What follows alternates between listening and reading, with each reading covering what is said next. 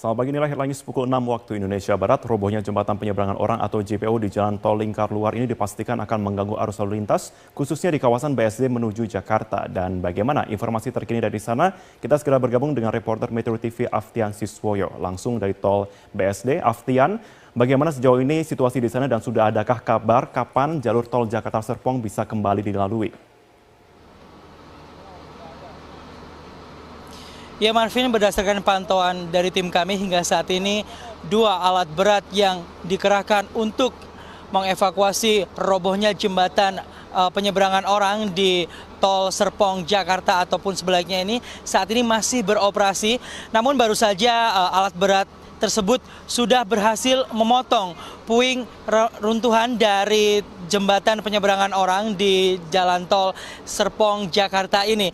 Dan dapat dilihat di sini saat ini potongan dari sebelah kiri reruntuhan jembatan penyeberangan orang ini sudah dipinggirkan dan nantinya lajur ataupun jalur tol dari arah Jakarta menuju Serpong ini akan dibuka satu arah. Namun demikian informasi yang kami dapatkan dari Korlantas Tol BSD menyatakan bahwa walaupun saat ini jalur tol dari Jakarta menuju Serpong sudah dibuka, namun nantinya akan diprioritaskan bagi kendaraan dari Serpong yang menuju Jakarta.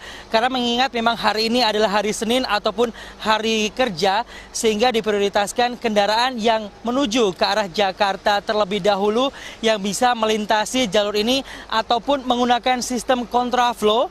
Namun belum dapat dipastikan berapa lama waktu yang diperlukan sistem kontraflow ini akan berlangsung. Namun yang pasti kendaraan yang akan diprioritaskan melintas adalah kendaraan yang menuju dari arah Serpong menuju ke Jakarta.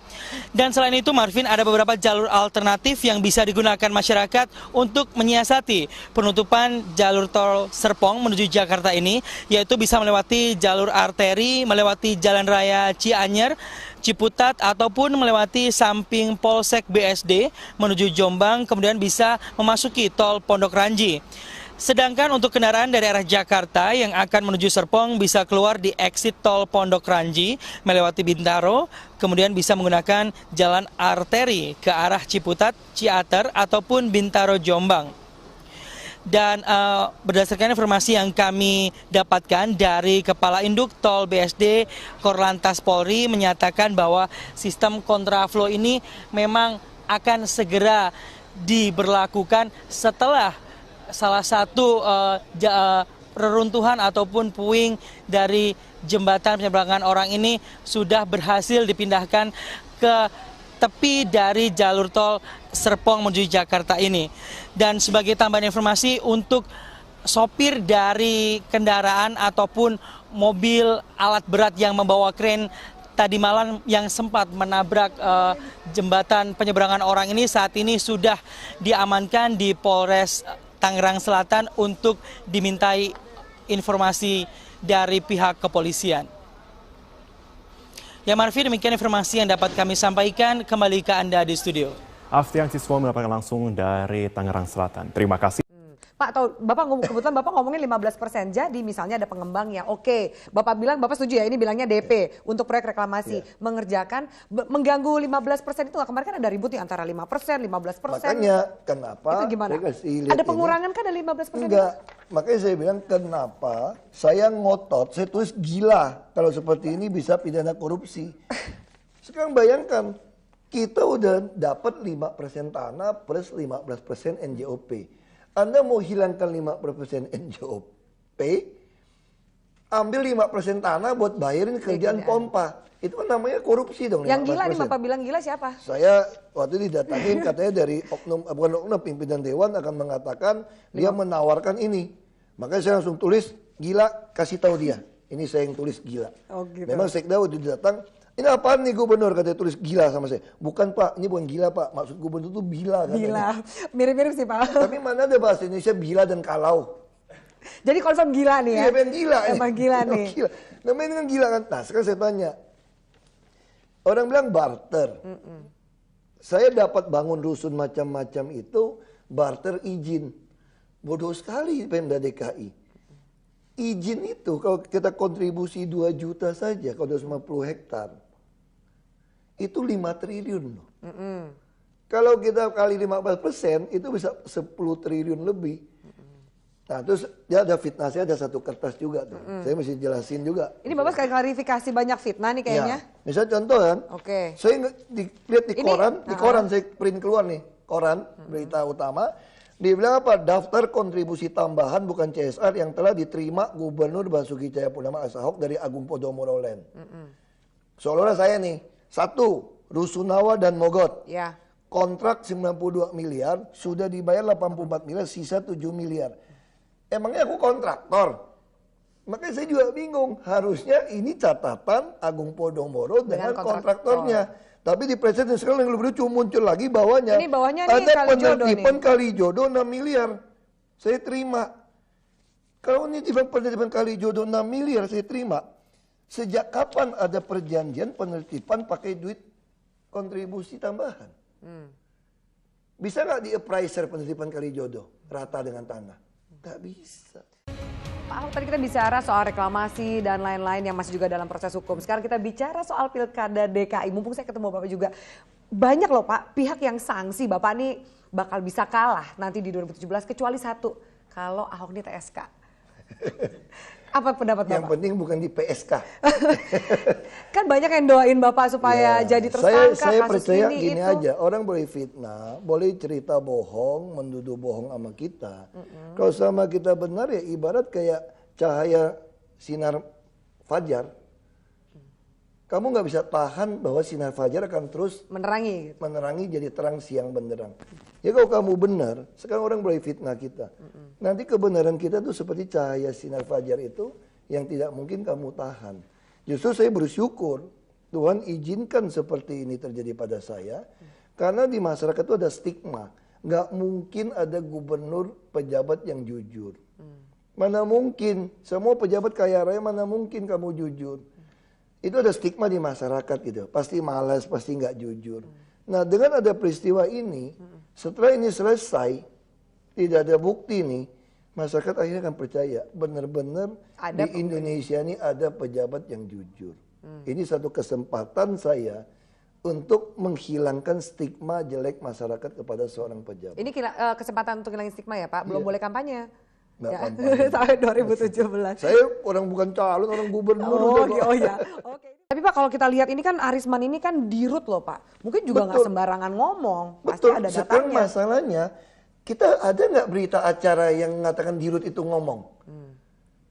Kalau kita ditanya KPK, harusnya KPK manggil saya. Untuk klarifikasi kan. Ini ada BAP saya dengan Arisman. Menyatakan dia kasih Anda 6 miliar. Nggak ada. Itu yang saya bingung. Nah sekarang yang mengatakan, sekarang saya tanya nih. Kamu dapat tulisan ini BAP. Banyak koran semua hari ini juga nggak soal itu kan. Itu yang saya bilang. Makanya saya klarifikasi ke Bapak. Makanya Ada saya nggak bilang, komunikasi soal saya itu? bilang bisa nggak keluar BAP dari KPK? Ya kan? Itu saya tanya. Makanya sekarang saya juga bingung. Kok KPK bisa bocor tersangka? Kalau dia bilang tersangka, itu kopinya mana?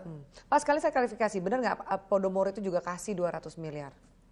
Ini yang dibilang, bukan 200 miliar. Total Dia udah semuanya menyerahkan 200 miliar. Kalau 200 miliar kasih ke saya mau nyimpan di mana?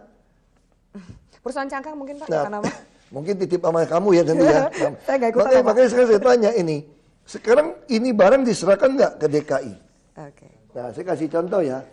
Kalau dikasih ke pribadi saya, bisa nggak di berita acara serah terima serahkan ke DKI?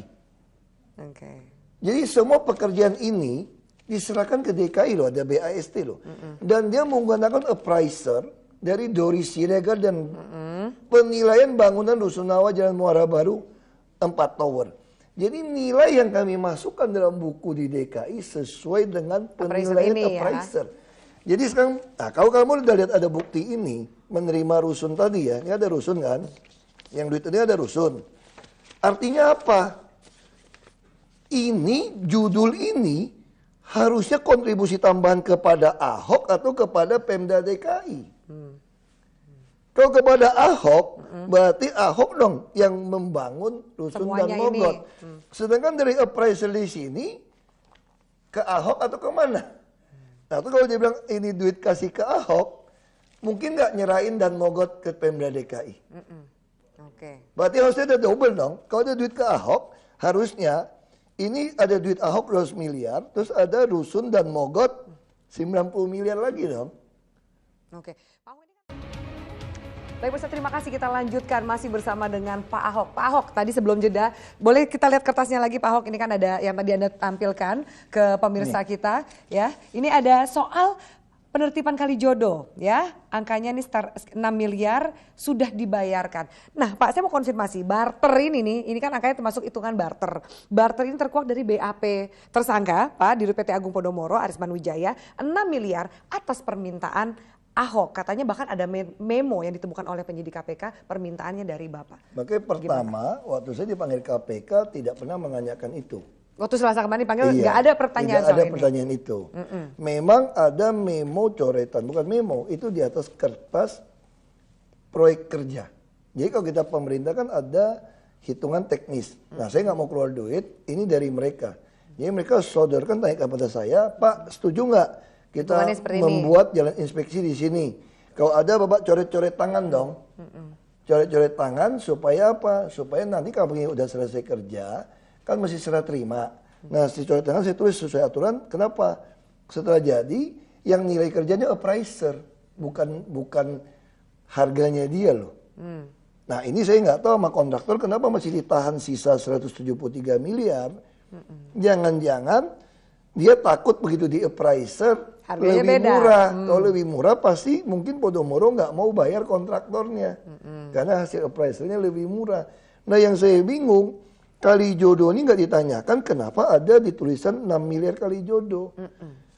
Kalau Kalijodo, penertiban Kalijodo itu tidak bisa masuk ke dalam kontribusi kewajiban.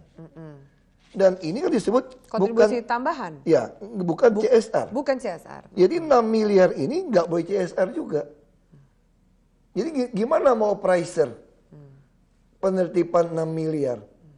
Nggak bisa. Makanya saya juga bingung. Saya yakin saya sudah ketemu KPK dipanggil 2 kali, kasus sumber waras dan kasus reklamasi. Saya lihat mereka tuh profesional sekali, nanya segala macam gitu loh. Tidak ada keluarkan kertas ini sama sekali. Makanya saya juga bingung kok bisa keluar di media soal ini. Dan lebih gawatnya lagi, seolah-olah Ahok ini kontraktor yang ngerjain Kali Ciliwung, ngerjain Mukofat. Udah terendus belum sih ini datangnya dari mana kalau misalnya Nggak Bapak tahu, saya cuma lihat berita. Salah satu koran masuk berita, saya nggak tahu.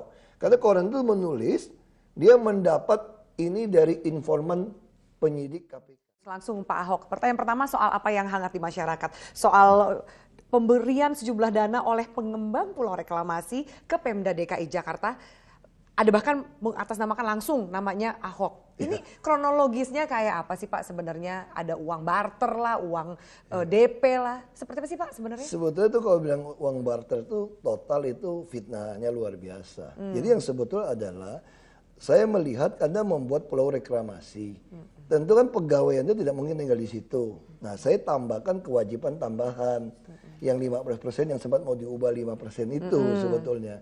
Nah 15% itu dalam bentuk apa? Bukan bentuk uang, dalam bentuk barang. Nah bentuk barang itu apa? Macam-macam, kita buat perjanjian, tanggul pantai, rumah susun, jalan inspeksi, ya macam-macam, rumah pompa. Nanti bagaimana menilainya? Anda kerjakan saja, misalnya Anda mengaku habis 100 miliar. Pakai appraiser, kalau appraiser bilang hanya 50 miliar, saya hanya hitung 50 miliar gitu loh. Jadi itu yang dilakukan. Misalnya contoh, saya ambil 2 contoh. Kenapa setelah perjanjian Jakpro nggak saya tekan, Ancol nggak saya tekan? Karena perusahaan sendiri. Jadi yang kita mintain terus melulu itu adalah Agung Podomoro. Lalu ada satu lagi perusahaan Manggala Karya Yuda.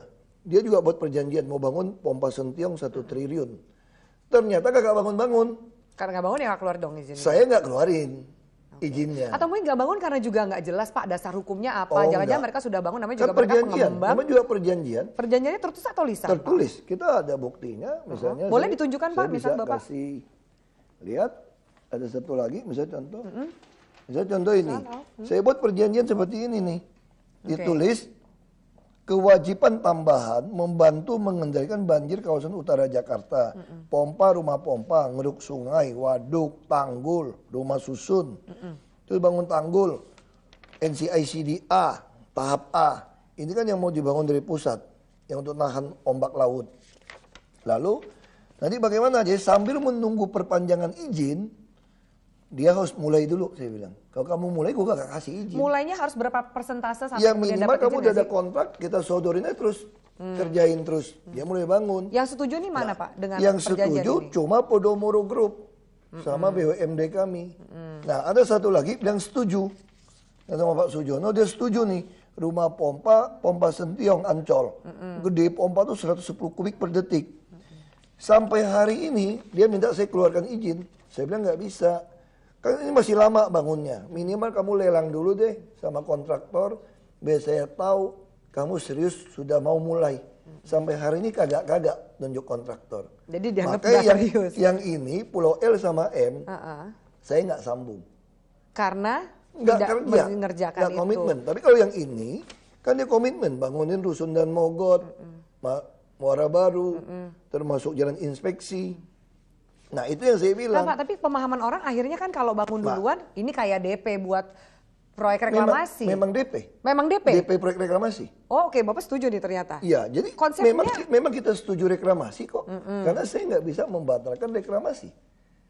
Karena Kepres. Anda nggak mungkin membatalkan reklamasi, justru saya berpikir bagaimana reklamasi ini DKI bisa diuntungkan. Bayangkan sekarang dia kasih kami 5%. Terus membangunnya pakai uang apa? Terus pegawainya ada pulau tinggal di situ naik apa? Nanti orang tinggal di Depok, Bekasi, Bogor, masa kerja di pulau.